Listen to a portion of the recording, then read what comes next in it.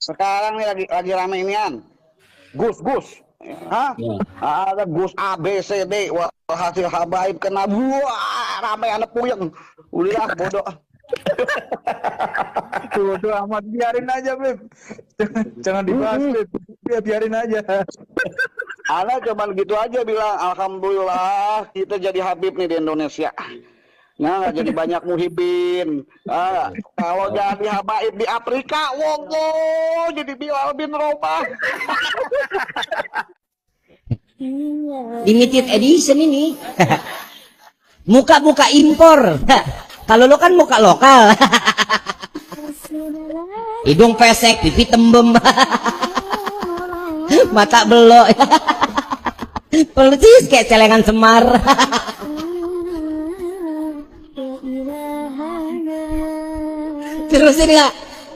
Terusin nggak? Yang mana nih? Celengan Semar. Belajar sama satu Habib, sama ukurannya belajar dengan 70 kiai. Betul nggak, Habib? Satu Habib, walaupun Habibnya jahlun, maksudnya bodoh kata Iwan, itu ukurannya perbandingannya amat 70 kiai yang alim. Sayyidina Fakil Muqaddam Muhammad bin Ali Ba'alawi. Ya, beliau mengatakan apa? Oke, mungkin di dunia Syekh Abdul Qadir Jilani bisa lebih populer di dunia, tapi kita lihat nanti makomnya di akhirat lebih tinggi makom mana? Saya pasti Abdul Qadir Jilani. Kata Fakil Muqaddam Muhammad bin Ali Ba'alawi. Lihat, itu luar biasa. Pernah guru mulia cerita di Indonesia nih, sampai beliau mengatakan apa? Rasulullah SAW selalu didatangi oleh malaikat Jibril, tapi ketika wafatnya Rasulullah di zaman saya, Jibril datang ke saya berapa kali?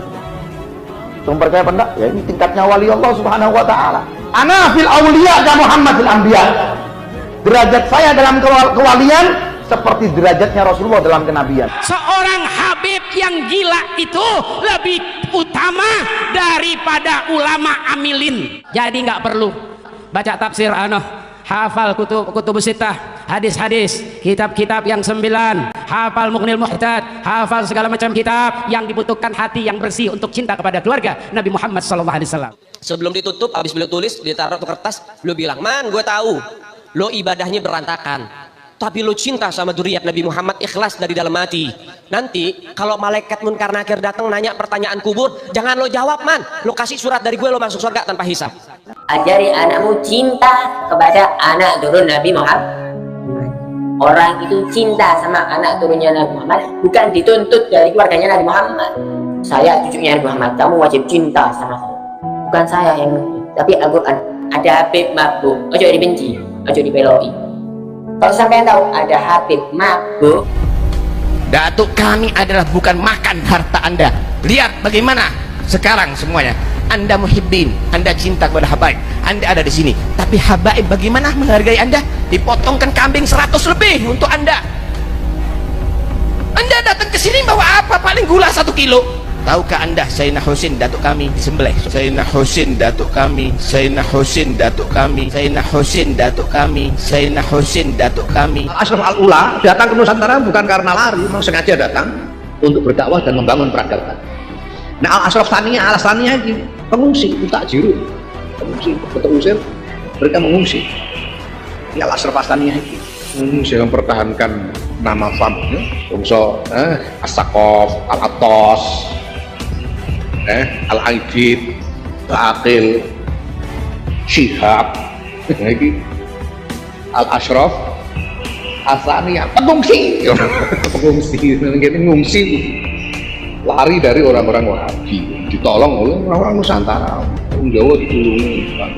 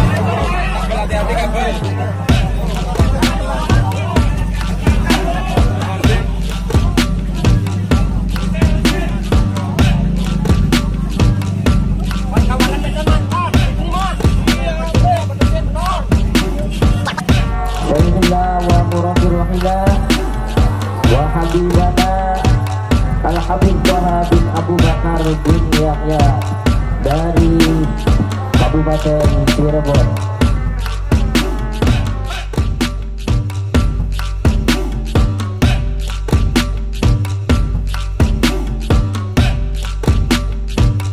Al-Habib Thaha bin Abu Bakar bin Yahya dari Kabupaten Cirebon. Kepadanya dengan segala hormat, waktu dan tempat kami persilahkan. Allahumma shalli ala Nabi Muhammad.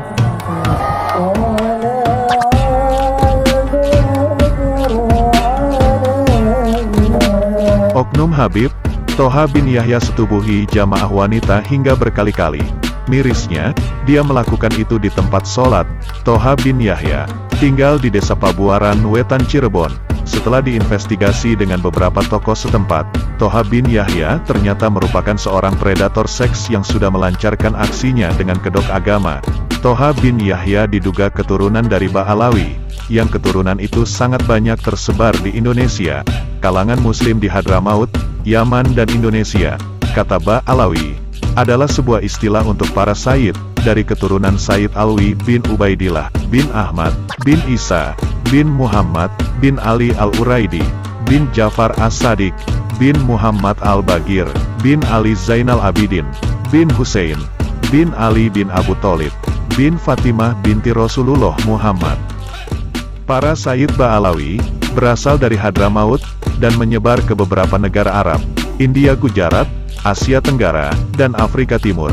Mereka datang ke Asia Tenggara di Indonesia secara bertahap, dan dalam beberapa gelombang sejak abad ke-13 atau 14 Masehi, hingga pertengahan abad ke-20 Masehi untuk berdagang dan berdakwah. Namun putusnya nasab Ba'alawi di Indonesia dengan rentang ratusan tahun, menjadikan hal itu sangat renta mengaburkan sejarah nasab dengan cara membegal nasab yang bukan dari garis keturunannya. Hal itulah yang terjadi pada Thaha bin Yahya, yang sudah berkali-kali bercocok tanam pada istri tetangganya sendiri di tempat ibadah.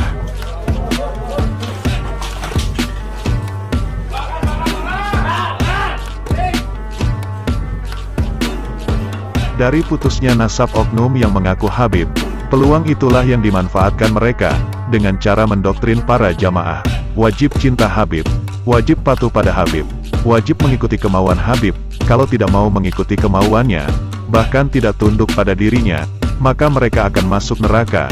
Sebodoh-bodohnya dan sebejat-bejatnya satu Habib, lebih utama dari 70 ulama Indonesia soleh yang berilmu luas. Seolah-olah Habib bebas melakukan apapun mengikuti hawa nafsunya, dan pasti masuk surga jika menjadi budak Habib palsu. Apakah itu definisi dari cucu Nabi? Sama ukurannya belajar dengan 70 kiai, betul nggak, Habib? Satu Habib, walaupun Habibnya jahlun, maksudnya bodoh kata Iwan, itu ukurannya perbandingannya amat 70 kiai yang alim. Cinta kepada Habib, cinta kepada Habib, ini adalah fardu. Ingat, fardu, bukan sunnah. Seorang Habib yang gila itu lebih utama daripada ulama amilin. Jadi nggak perlu baca tafsir hafal kutub sittah, hadis-hadis, kitab-kitab yang 9, hafal Mughnil Muhtad, hafal segala macam kitab yang dibutuhkan hati yang bersih untuk cinta kepada keluarga Nabi Muhammad SAW. Tapi seorang Habib yang gila lebih utama. Kenapa demikian? Karena Habib mulia bukan karena ilmunya, Habib mulia bukan karena kerjanya, Habib mulia karena di diri Habib tersebut ada dam darah baginda Nabi Muhammad SAW. Sebelum ditutup, habis beliau tulis, ditaruh tuh kertas, beliau bilang, "Man, gue tahu lo ibadahnya berantakan, tapi lo cinta sama dzurriyyat Nabi Muhammad, ikhlas dari dalam hati. Nanti kalau malaikat munkar nakir datang nanya pertanyaan kubur, jangan lo jawab, man. Lo kasih surat dari gue, lo masuk surga tanpa hisab." Bisa dibayangkan, begitu bodohnya orang yang mengikuti makhluk macam itu.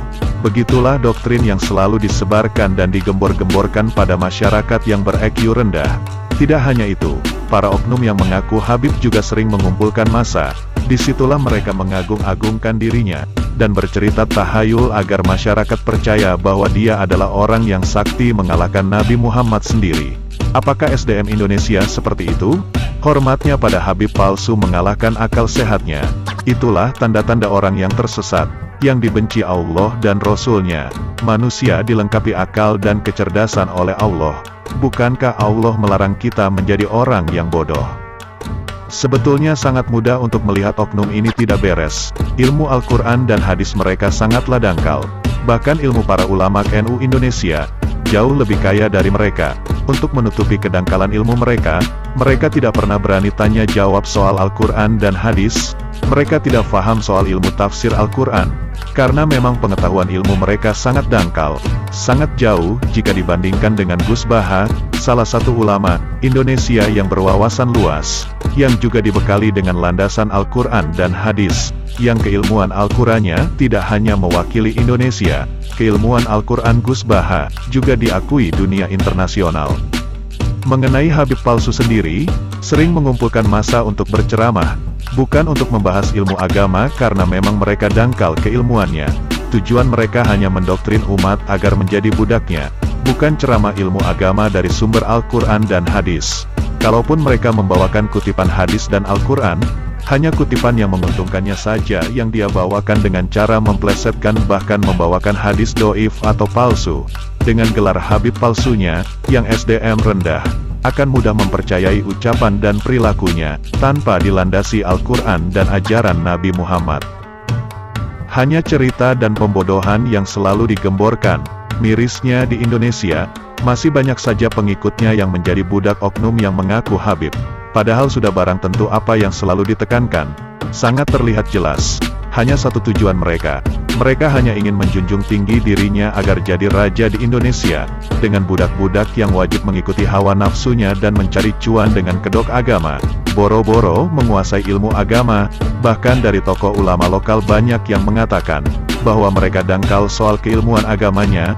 Mereka hanya pandai berkata-kata dan berbahasa Arab, namun ujungnya hanya ingin disembah para budak, yang termakan doktrin pembodohannya.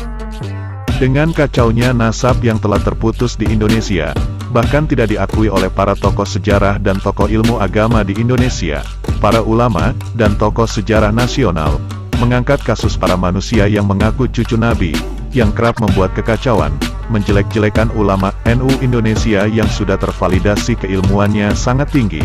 Hanya dengan modal pengakuan cucu Nabi, mereka yang mengaku Habib dengan tegak kepala menjatuhkan para ulama NU Indonesia. Tujuan mereka hanya satu.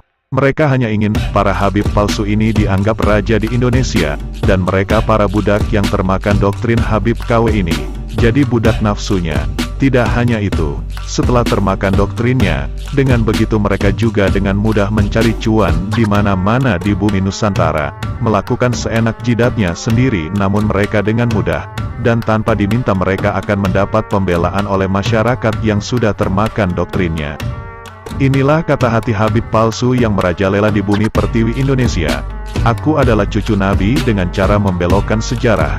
Jika ingin masuk surga, jadilah budakku. Aku adalah raja di bumi kalian sendiri dan kalian semua budakku. Semoga kasus para Habib bisa ditelusuri hingga ke akar-akarnya. Jika memang benar mereka yang cucu Nabi Muhammad, maka memang kita seharusnya menghormatinya. Jangankan cucu Nabi, orang lain yang tidak kita kenal saja wajib untuk kita hormati. Kita tidak perlu mengikuti Habib. Justru seharusnya kita mengikuti Nabi Muhammad, bukan Habib. Habib seharusnya menyebarkan kebaikan dengan dasar hadis dan Al-Quran, bukan justru menghancurkan ajaran Al-Quran.